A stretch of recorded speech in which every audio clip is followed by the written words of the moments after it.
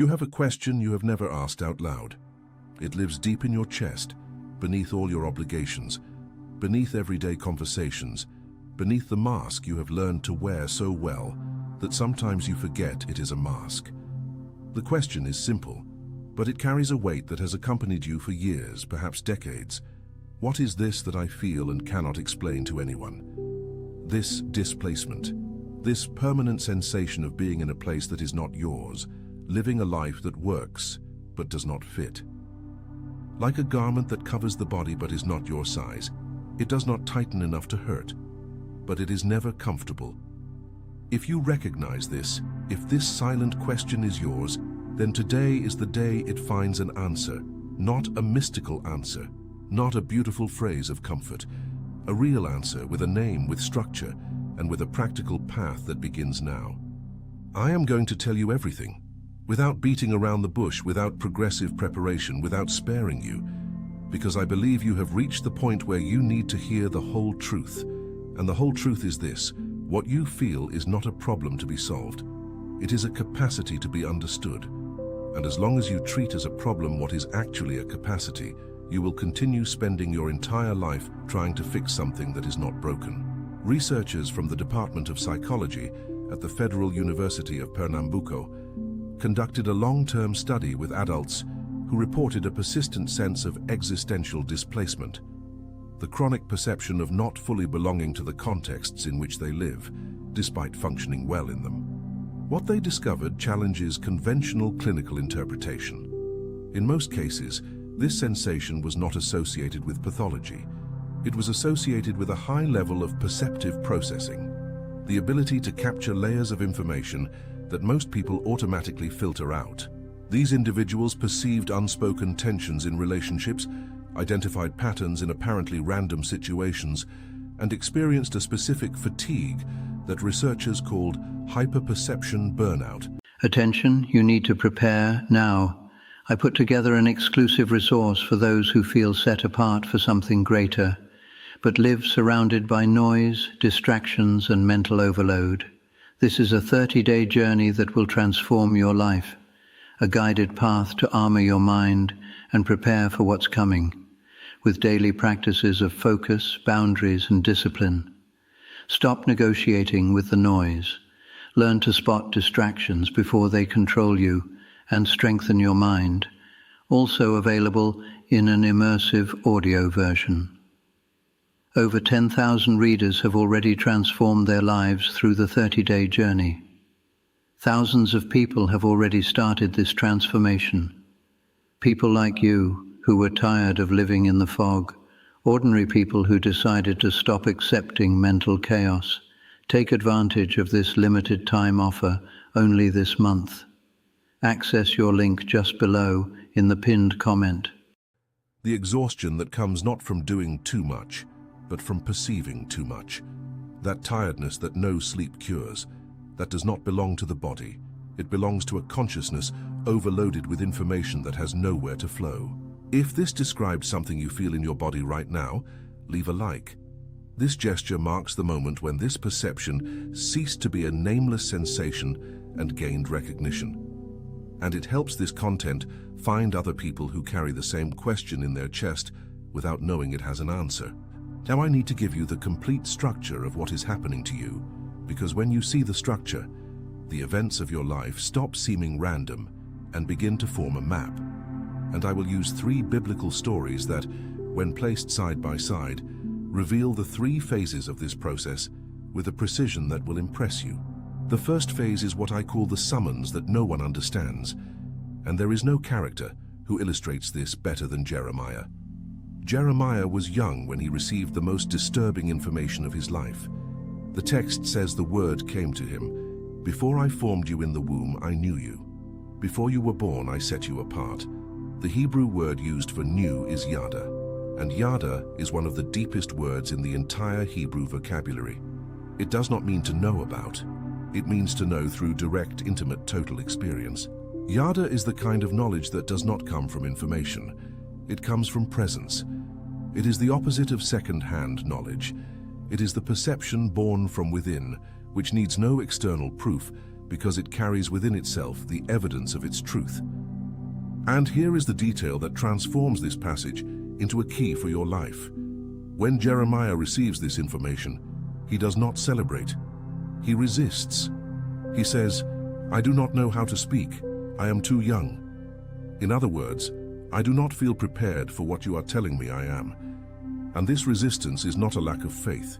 It is the natural response of someone who receives information about themselves that is greater than the identity they have built up to that point. Jeremiah had an image of himself, young, inexperienced, incapable, and the information he received did not fit that image. Not because the information was false, but because the image was too small. You are living this.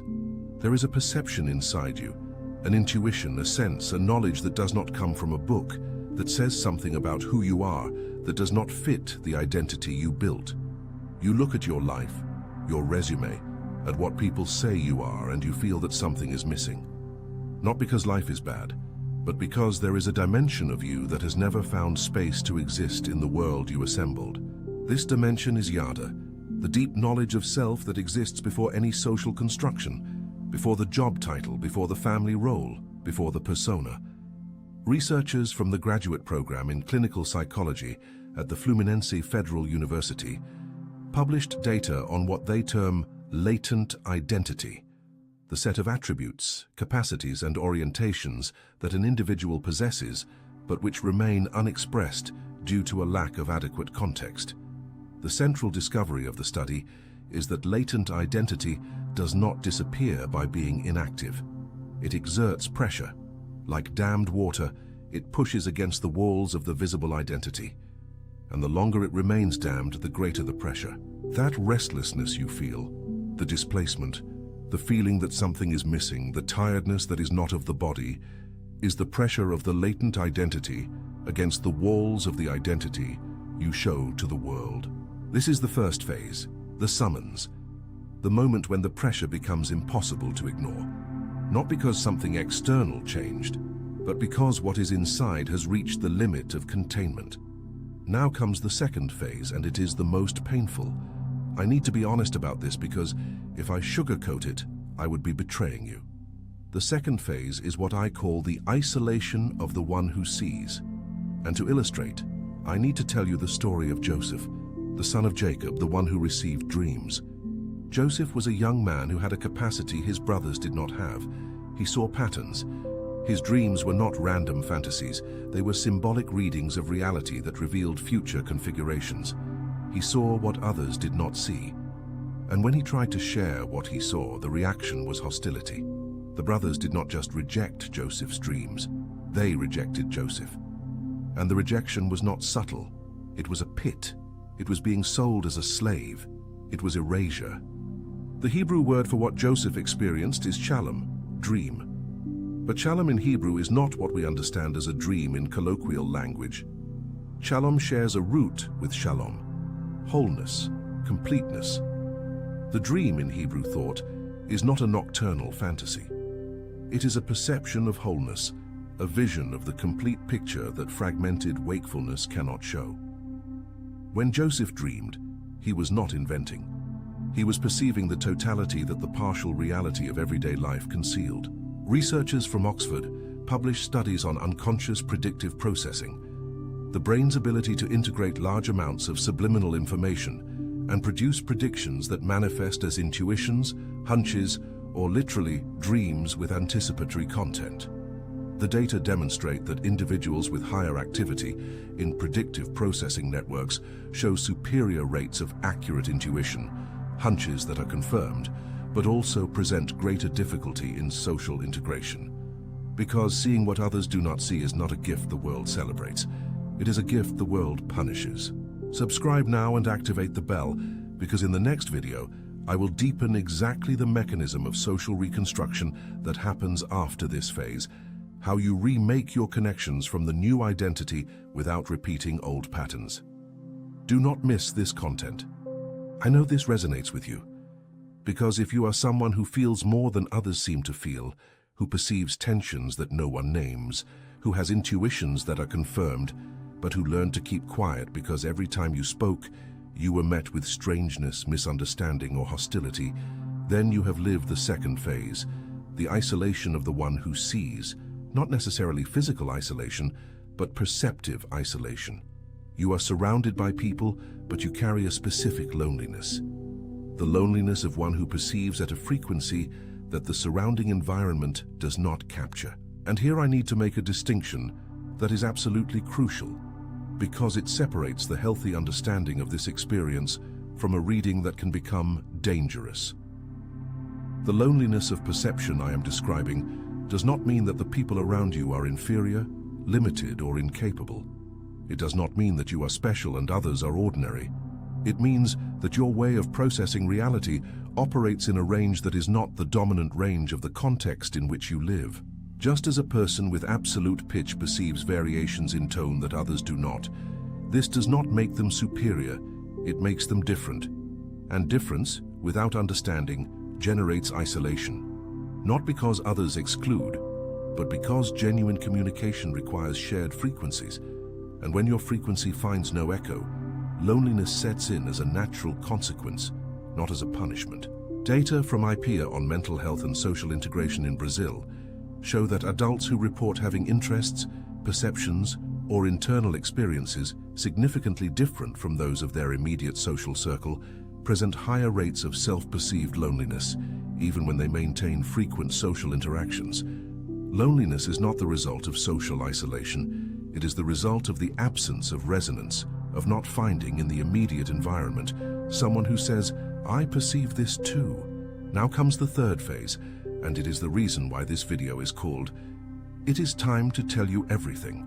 Because the first two phases, the summons and the isolation, you have probably already identified in your life. But the third phase is the one that changes the game, and most people never reach it because they get stuck between the first two, oscillating between feeling the pressure of the latent identity and suffering from the isolation that differentiated perception produces. The third phase is what I call the articulation of what is known. And the story that illustrates this is that of Habakkuk. Habakkuk is perhaps the most honest prophet in the entire Bible. He begins his book with a direct complaint. "How long shall I cry and you will not hear?" He does not sugarcoat. He does not spiritualize. He confronts, and the answer he receives is extraordinary. God says, "Write the vision and make it plain on tablets so that he may run who reads it." The Hebrew word used for vision in this passage is chazon. Chazon comes from the root chaza, to contemplate, to see with inner clarity. It is not the vision of the eyes, it is the vision of understanding. And the instruction is specific. Write.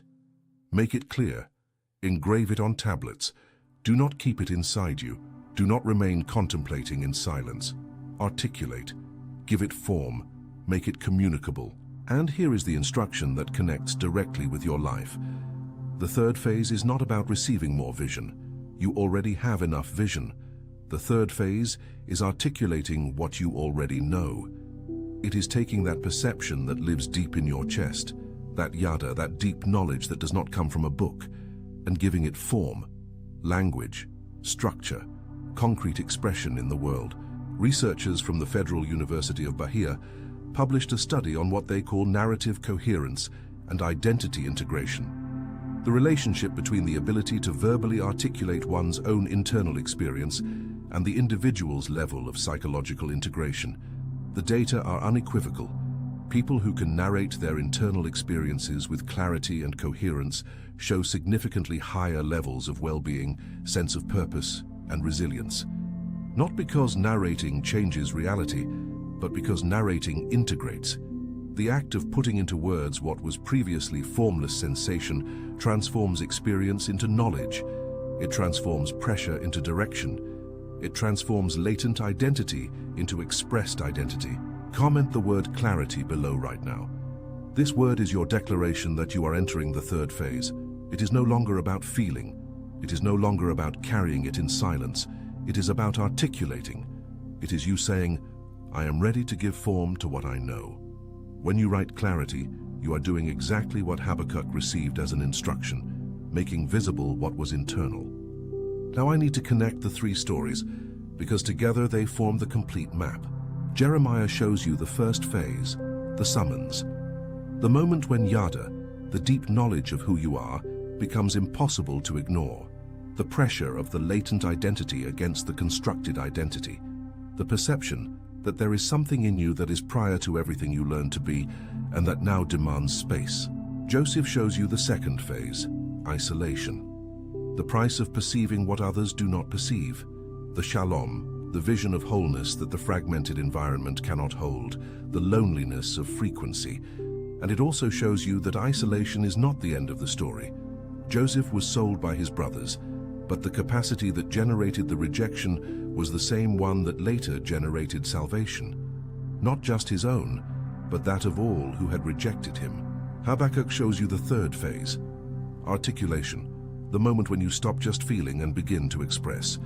When the vision, Shazon, ceases to be internal and becomes public, not for the whole world, for those who need to hear, for those who pass by running, as the text says, and who will read on the tablet what you wrote. And there is a Greek concept that ties all this together with the precision of a scalpel, phronesis. Aristotle described phronesis as the highest form of practical intelligence, not theoretical knowledge, not technical skill, but the wisdom of knowing what to do with what one knows. Phronesis is the ability to translate perception into correct action, to look at a complex situation and discern, not deduce, not calculate, discern what needs to be done. Researchers from the Journal of Personality and Social Psychology published longitudinal studies demonstrating that phronesis, practical wisdom, is not a capacity developed in environments of comfort.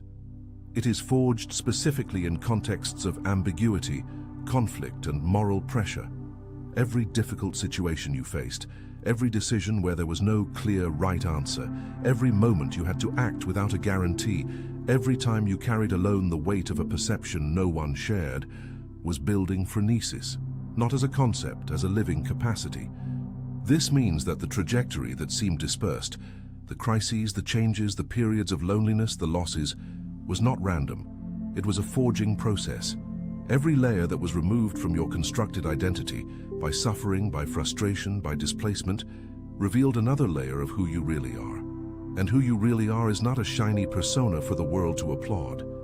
It is someone with phronesis, with the practical wisdom of knowing what to do in situations where manuals do not work. I need to tell you something now with total seriousness, because this is the point where this video differentiates itself from all the motivational content you have ever consumed. Most content about purpose tells you that you are special, that you have a cosmic mission, that you were chosen for something grand, and it leaves you inflated but without direction. I am not going to do that. What I am telling you is simpler and more demanding. You have a capacity for perception and discernment that was built, not magically given, built, through everything you lived. This capacity is real, and it has an attached responsibility, to be used, not contemplated, used. Habakkuk's vision was not for him to keep. It was for him to write on tablets. Joseph's dreams were not for him to narrate only to himself. They were to be applied in real situations that saved nations from hunger. Jeremiah's summons was not for him to feel and meditate upon. It was for him to speak, for him to take a stand, for him to use the mouth he said he was incapable of using. There is a Greek word that describes the final result of this entire process, dokaim. Dokaime means proven character, the quality that results from having been tested and having remained upright. It is not theoretical virtue. It is the virtue that passed through the fire and was not deformed. Paul uses dokaim in the letter to the Romans in a sequence that describes exactly what you lived. Tribulation produces perseverance. Perseverance produces dokaim, and dokaim produces hope. Hope does not come from optimism. It comes from proof. It comes from having gone through the process and survived whole. The hope that arises from dokime is not a naive expectation that everything will work out. It is the confidence founded on the evidence that you have already crossed what you thought would destroy you, and you are here. Researchers from the graduate program in mental health at UERJ documented that adults who went through multiple crises and developed what researchers call integrated resilience, the ability not only to resist, but to incorporate the lessons of each crisis, present a specific psychological profile, uncommon clarity about personal values, low dependence on external validation, and high decision-making capacity in ambiguous situations. This profile, according to the data, does not exist despite the crises. It exists because of them. You are not broken, you are proven. Dokimi, every crisis you thought was destruction was a forge, and the metal that came out of the fire is stronger than the one that went in. Now here is the most important exercise of this entire video, and I need you to take it seriously. Because everything I said are just words until they become action. Habakkuk received the instruction. Write the vision and make it plain. I am giving you the same instruction now. Today, before you sleep, take a piece of paper and write the answer to 3 questions. First, what do I perceive that the people around me generally do not perceive? Do not censor yourself, do not minimize, write what is real. Second, when in my life did I use this perception and it proved correct, even if no one recognized it? Find at least 3 moments. They exist. Third, if I stopped hiding this capacity and started using it deliberately, what would I do differently tomorrow? These 3 questions form Habakkuk's tablet. When you write the answers, you are doing Shazon. You are taking the vision out of the formless space of intuition and putting it into language. And when vision gains language, it gains direction. And when it gains direction, it gains power. I know what the internal voice is saying right now. It is saying, who am I to think I have a special perception? That is the voice of Jeremiah saying, I am too young, I do not know how to speak. And the answer is the same one Jeremiah received. Do not say, I am young. For to wherever I send you, you shall go. It is not about feeling prepared. It is about being proven. And you have already been proven. The Dokheim has already happened. The fire has already passed. The metal has already hardened. What is missing is no longer the forge. It is action. The whole truth which I promised to tell you is this. You are not displaced because something is wrong with you. You are displaced because something is right with you.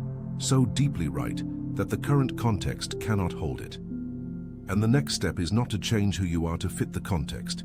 It is to articulate who you are and let the context reorganize itself around your truth. This does not mean it will be easy. Joseph spent years in prison between the dreams and the fulfillment. Jeremiah was thrown into a pit for speaking the truth. Habakkuk waited at his post, while the silence seemed to confirm that nothing was going to change. Phronesis does not promise comfort. It promises coherence. And coherence, living aligned with what you know to be true, is the kind of peace that does not depend on circumstance. If you know someone who carries this question in their chest, what is this that I feel and cannot explain? Send them this video, not as a casual suggestion, as an urgency, because the loneliness of frequency is one of the most devastating forms of loneliness that exists, and it dissolves the instant someone says, I do too. In the next video, I will reveal to you what happens when you begin to articulate your truth out loud, and how to distinguish the reactions of the people around you between those that are fear of their own growth and those that are legitimate resistance you need to hear. This distinction will protect you from 2 opposite and equally dangerous errors. Activate the bell. I will see you in the next one.